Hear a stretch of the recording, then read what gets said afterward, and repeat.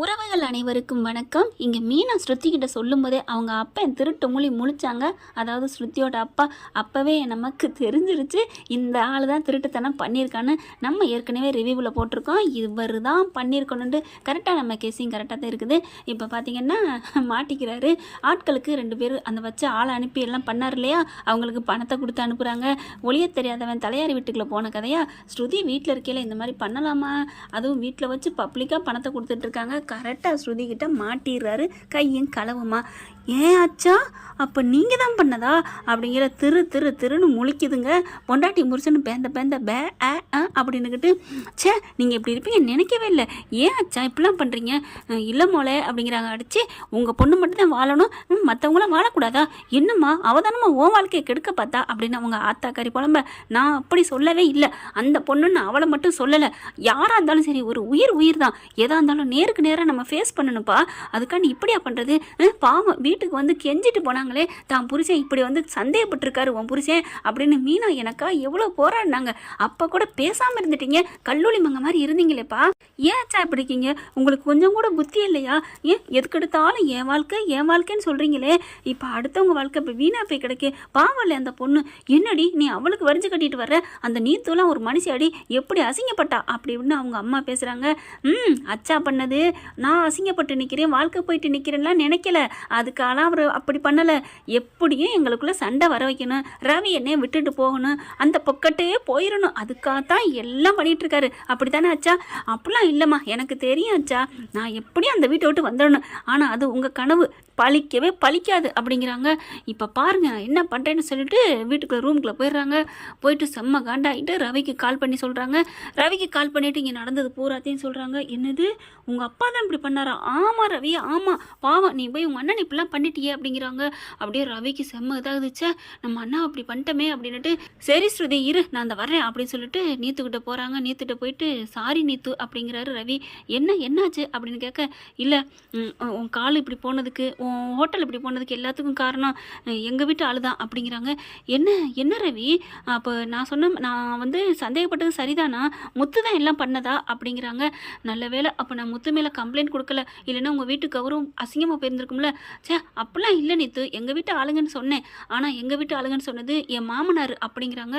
என்னது மாமனாரா, ஆமாம் அவர் தான் இது எல்லாம் பண்ணியிருக்காரு, தான் பொண்ணு வாழ்க்கைக்காக என்ன நினச்சாரோ இப்படி பண்ணிட்டாரு அப்படின்னு சொல்ல அப்படியே தூக்கி வாரி போடுது. ரவி என்ன ரவி, என்னால் நம்பவே முடியல, இப்படிலாமா பண்ணுவாங்க, என்னை மன்னிச்சிரு நீத்து அப்படின்னு சொல்லிட்டு எல்லாத்தையும் சைன்லாம் பண்ணிடுறாங்க. எல்லாம் பார்த்தீங்கன்னா ஆப்ரேஷனுக்கு இவ்வளோ பணம் கட்டணும் அப்படின்றாங்க. மொத்தம் 5 லட்சம், அந்த ஹோட்டலை சரி பண்ணுறதுக்கு 4 லட்சம், 9 லட்சமா, பரவாயில்லைங்க, இவங்களுக்கெல்லாம் 9 லட்சங்கிறது கம்மி தான், இல்லைன்னு வச்சுங்களேன் அந்த ஹோட்டலை சரி பண்ணவே 20 லட்சம் வேணும் அப்படி இப்படின்னு இருப்பாங்க, குறைச்சி அமௌண்ட்டு. இதெல்லாம் அவங்களுக்கு சுச்சுப்பி, அப்படி பானிபூரி சாப்பிட்ற மாதிரி ஸ்ருதி அப்பாவுக்கு இந்த பணம். ஆனால் அந்த இதை கொண்டுக்கிட்டு ஸ்ருதிக்கும் ஃபோன் பண்ணி சொல்லிடுறாரு. வேகமாக வராருங்க, பறந்து அடிச்சுட்டு புள்ள வேறு ட்ரெஸ்ஸில் இருக்குது நம்ம ஸ்ருதி புள்ள, நாள் ரெட் கலரில் இருந்துச்சு, மறுநாள் இப்போ பிளாக் கலரில் நல்லா தாங்க இருக்குது, கொழுக்கு மொழுக்குன்னு ஸ்ருதியை பார்க்கல ஆசையாக இருக்குது நமக்கே, அவ்வளோ அழகு, நல்ல அந்த கேரக்டர் வந்து அவங்கள அழகாக காமிக்குதா என்னன்னு தெரியல. ஆமாங்க உண்மையிலே என்னை பொறுத்த வரைக்கும் கேரக்டர் மட்டும் அழகாக இருந்தால், அது அசிங்கமாகவே இருந்தாலும் சரி, அவங்க அழகாக இருந்தால், அவங்க மனசு நல்லா இல்லைன்னா அவங்கள எனக்கு பிடிக்காதுங்க. ஆனால் இங்கே ஸ்ருதியை பொறுத்த வரைக்கும் மனசும் சரி, இந்த கதையில் ஆளும் சரி, நல்ல அமுல் பேபின்னு தான் சொல்லணும். இங்கே வரார், கதையை விட்டுட்டு எங்கேயோ போகுதோ, இங்கே வரார் ரவி வேகமாக வந்துட்டு, ஏய் ஸ்ருதி எங்கே அப்படின்ட்டு வேகமாக வந்துட்டு அவங்க அப்பா பார்த்தோன்னே டப்பு தாம்னு குதிக்கிறாங்க. ப்ரொமோ விட்டுருக்காங்க, பார்க்குறவங்க பார்த்துக்கங்க. இப்போ என்னன்னா எல்லாத்தையும் இப்படி பண்ணிட்டு கல்லூலி மங்க மாதிரி இருக்கையா, உனக்கு ஓம் பொண்ணு தான் வாழணுமா அப்படி இப்படின்னு ஸ்ருதி ரவியும் கத்துறாங்க. ஆனால் ஸ்ருதி அப்படியே உட்காந்த இடத்துல உட்காந்துருக்கு. ஏன்னா அப்பன் பண்ண தப்பு அப்படி வெப்ப மாதிரி தாக்குது இல்லையா. டக்குன்னு என்ன பண்ணுறாங்க, இந்தா 9 லட்ச ரூபா நீ தான் எல்லாம் கட்டணும் அப்படின்னு மாமனாட்டை தூக்கி போடுறாங்க. மாப்பிள்ளே நீங்கள் கோச்சிக்கப்படாது, நாங்கள் எதுக்காக பண்ணோம் தெரியுமா அப்படிங்கிற மாதிரி ஸ்ருதி அம்மா வருது. வாயை மூடுங்க ஆண்டி, என்ன தெரியுமாண்டா, எனக்கு தெரியாது நினச்சிட்டிங்களா, உங்கள் மக வந்து என்னை விட்டு பிரிஞ்சு போகணும் அதானே. ஐயோ மாப்பிள்ளை அப்பெல்லாம் நான் நினைக்க மாப்பிள்ளை, நீங்கள் நினைக்காது என்ன, உங்கள் புருஷன் நினச்சிருக்காருல, இல்லை அப்படிங்கிறாங்க. இங்கே பாருங்க, இந்த ஜென்மத்தில் எனக்கும் ஸ்ருதிக்கும் தான் ஆண்டையை முடிச்சு போட்டு வச்சுருக்கான். இதை யாராலையும் மாற்ற முடியாது. நான் அப்படி நீத்துவோட ஹோட்டலுக்கு வேலைக்கு போயிட்டா அவளை விட்டுட்டு போயிட்டேன்னு அர்த்தமா? ஏன் ஸ்ருதி என்னை நம்பியிருக்கா. அவளோட கோவமே அவளை விட்டுட்டு வரலைங்கிறது மட்டும்தான். நான் அவள் கூட நான் வந்து தப்பான உறவில் இருக்கேன்ற அவள் வரல. அது புரியுதாயா உனக்கு? மங்குஸ் மண்டையா அப்படின்னு சொல்லிட்டு, இங்கே பாரு ஸ்ருதி, நான் சொல்கிறது சொல்லிட்டே, இதுக்கு மேலே ஓம் விருப்பம், எனக்கு இங்கே இருக்கவே பிடிக்கல, நீ வர்றியா வரலையா அப்படின்னு சொல்லிட்டு கிளம்பி போகிறாங்க. ஸ்ருதி பார்க்குறாங்க, ஏன் ஆச்சா இல்லை மோளே அப்படிங்கிறாங்க. சே, இனிமேல் உங்கள் மூஞ்சிலே முழிக்கலை. உண்மையிலே அவங்க நம்மளை விட வசதி கம்மியாக இருந்தாலும் எப்படி இருக்குது தெரியுமா? அந்த குடும்பத்தில் எப்படி நல்லா இருக்காங்க தெரியுமா? என்னடி நல்லா இருக்கிறாங்க. அவள் ஒருத்தி மருமக வந்தா, இங்கே பாருங்க, மருமக வந்தா போனால் அது வேற கதை. அந்த வீட்டில் என்ன குறை? ஓ மாமியாக்காரி அவளாம் மனுஷியா? ஏன் மனுஷி இல்லாமல் என்ன பண்ணுறா? உங்களை மாதிரி ஆள் வச்சு என்ன அடித்தாளா? கடையை நொறுக்குனால என்ன பண்ணா அப்படிங்கிறாங்க. ஆனால் ஒன்று, என்றைக்குமே நானும் ரவியும் நல்லா வாழணும்னு தான் நினச்சிருக்காங்க. அவங்கள நான் சுத்தமாகவே மதிக்கிறதுல அவங்க தப்பாக பேசுகிறாங்க மீனாவேன்னு நினச்சிக்கிட்டு. ஆனாலும் அப்பா கூட எனக்காச்சும் அவங்க சப்போர்ட் பண்ணி பேசியிருக்காங்க. அதெல்லாம் பணத்துக்காக. நான் பணத்தை கொடுத்து அவங்க என்ன வாங்கி சாப்பிட்டா இருக்காங்க? பணத்தை யாருதான் ஆசை இருக்காது, யார் மேலதான் இல்லை. ஏன் இப்போ நீங்கள் மட்டும் ஏன் ரவியே என் கூட வாழக்கூடாதுன்னு பண்ணுறீங்க? அவர் பணம் இல்லாதுங்கிற ஒரு காரணம் தானே. அப்புறம் என்ன, நீங்கள் பெருசாக பணம் ஆசைப்படுறீங்க, அவங்க சக்திக்கு அவங்க அளவுக்கு பணம் ஆசைப்படுறாங்க. சே, என்ன சொல்கிறது அப்படின்னு டக்குன்னு என்ன பண்ணுறாங்க, ஒரு சுதில் தன்னோட இதெல்லாம் துணிமணிலாம் பேக்கப் பண்ணிக்கிறாங்க, பேக்கில் எடுத்துகிட்டு கிளம்பி போகிறாங்க. அதே மாதிரி ரவியும் அங்கே நீத்தோட எல்லா பிரச்சனையும் வேகமாக முடிச்சு செட்டில் பண்ணிவிட்டு வேகமாக இங்கே வராருங்க முத்துவை பார்க்குறக்கு. முத்து மீனாவும் அங்கே ஒரு பிரச்சனையில், செல்வம் பிரச்சனையில் தலையிட்டுட்டு ரொம்ப நொந்து போய் வந்திருக்காங்க. ஏன்னா செல்வத்தை அவர் பேசணும் தப்பு தான். ரவி வந்து இந்த மாதிரி பேசினான்னு எவ்வளோ வருத்தப்பட்டாங்க. ஆனால் செல்வத்தை இப்படி பேசுனது தப்பு தான் என்னை பொறுத்த வரைக்கும். செல்வமும் கொஞ்சம் பொறுமை இல்லாமல் ஏன் இப்படி சண்டை வரணுங்கிறக்காண்டி நல்லா இருக்கிற மனுஷனை அப்படி நாசமாக்கிறாங்க இந்த டைரக்டர். ஏன்னே தெரியல. நட்புக்கு இலக்கணம்னா அது முத்து செல்வம் அப்படிதாங்க நான் இது வரைக்கும் நினச்சிட்டு இருந்தேன். இன்றைக்கி ஒரு கதை கந்தலாயிருச்சு. ஆனால் கண்டிப்பாக மனசு மாதிரி திருந்துவாங்க. ஏன்னா இப்போ ரவி வராரு இல்லையா, வந்துட்டு அண்ணா அண்ணா தம்பி அப்படின்னு 2 பேர் கட்டி பிடிச்சிட்டு, உன் கண்ணில் நீர் ஒளிந்தால் என் நெஞ்சில் உதிரம் கொட்டுதடான்னு சொல்லிட்டு, என்னை மன்னிச்சிருண்ணா, நான் தெரியாமல் தப்பு பண்ணிட்டேன், எல்லாத்துக்கும் காரணம் அந்த இவன் தான் அப்படின்னு அந்த சண்டையோட சொல்ல போகிறாரு. வேணான்ட்டு ஸ்ருதியோட அப்பா தான் அப்படிங்கிறாங்க. டே விடுறா, நமக்குள்ளே எதுக்கிட்ட மன்னிப்பு, நீ என்னை புரிஞ்சுக்கிட்டில்ல அதுவே போதும் அப்படின்னு கட்டிக்கிறாங்க.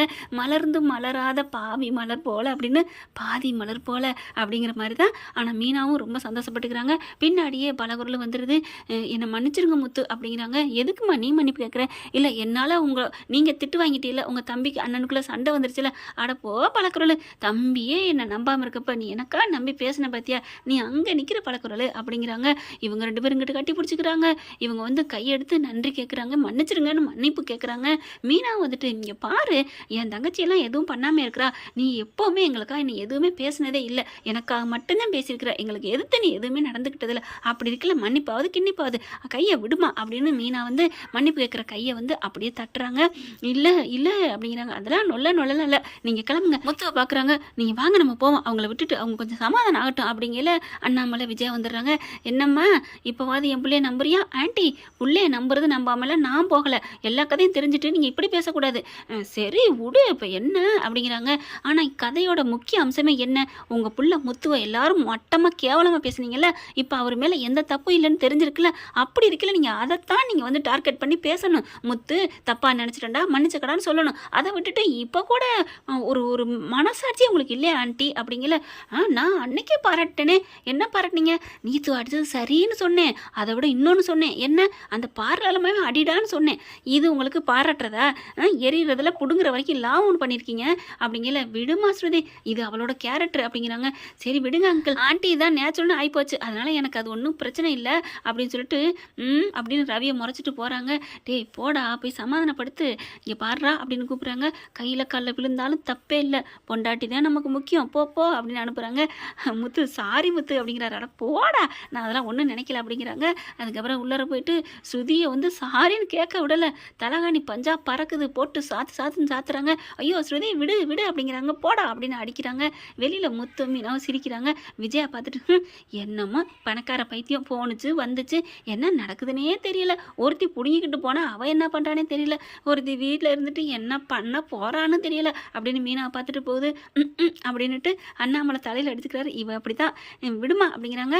இவங்க முத்து மீனாவும், சரி நமக்குன்னு ஒரு ரூம் இல்லையே, என்ன மீனா பண்ணுறது, பேசாமல் ஒரு ஐடியா பண்ணலாம்லங்க, மனோஜ் ஒண்டி கட்ட எத்தனை இருக்காரு, அவரை வெளியில் தள்ளிட்டு இதுங்க 2 உள்ளார போகலாம். ஆனால் இதுக்கெல்லாம் கேட்காதுங்க, ஏன்னா இவங்க அநியாயத்துக்கு நல்லவங்களாச்சே முத்து மீனாவும். இந்த வீடியோ உங்களுக்கு பிடிச்சிருந்தா தயவு செய்து லைக் பண்ணுங்க. இன்னும் அப்டேட்ஸ்க்காக சேனலை சப்ஸ்கிரைப் பண்ண மறக்காதீங்க. நம்ம கிட்ட இருக்க எல்லா சேனல்ஸோட லேட்டஸ்ட் வீடியோ அப்டேட்ஸ்க்காக மேல ரைட் சைடுல காட்டுற லிங்கை கிளிக் பண்ணி வாட்ஸ்அப் குரூப்ல ஜாயின் பண்ணுங்க. உங்களிடம் விடைபெறுவது நான் உங்கள் மெஹர்.